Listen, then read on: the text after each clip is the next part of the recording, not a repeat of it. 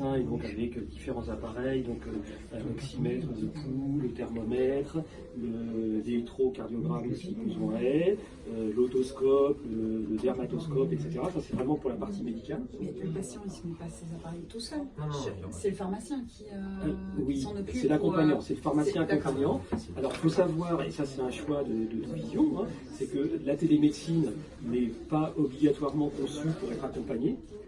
Là, il y a effectivement le pharmacien accompagnant, et c'est l'avenant 16, l'avenant 15 de la convention qui était sortie en donnant ce rôle au pharmacien. Mais ce n'est pas une obligation.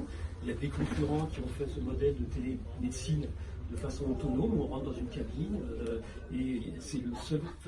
Vous arrivez dans une cabine, à droite il y a le truc qui sort, à gauche il y a le truc qui sort. Chacun est programmé. Vous avez le médecin en face qui vous dit voilà, mettez ça dans l'oreille, mettez ça dans le nez, mettez ça où vous voulez. Voilà. Le patient se débrouille. Ouais. Et le patient se débrouille. Nous, le choix qui a été fait et qui est modélisé par la loi, parce qu'encore une fois je vous dis, l'avenant 16 qui définit officiellement dans la loi de la santé 2022 le terme de pharmacien accompagnant. Nous on part du principe, voilà, le pharmacien est là pour accompagner un patient qui vient en télémédecine.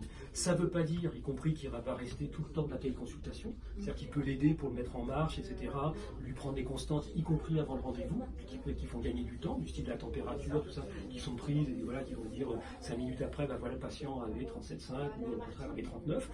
Et donc voilà, le pharmacien peut démarrer, peut assister à toute la consultation, ou retourner dans son officine, sachant donc qu'il y a le médecin téléconsultant qui est là, qui peut régler sa caméra de l'extérieur. C'est le médecin téléconsultant qui règle, qui va faire un zoom sur vous. Si tant est qu'à un moment donné, vous mettez le stéthoscope et que vous le mettez là, bah, il va vous dire attendez, il faut remonter un petit peu, etc., etc. Donc ça, c'est le médecin qui consulte. Si le pharmacien est là, il peut vous accompagner et autres, mais il n'y a pas d'obligation, y compris réglementairement parlant, il n'y a pas d'obligation à ce que le pharmacien soit là. Oui, juste pour l'audio, savoir si tu peux démarrer l'examen.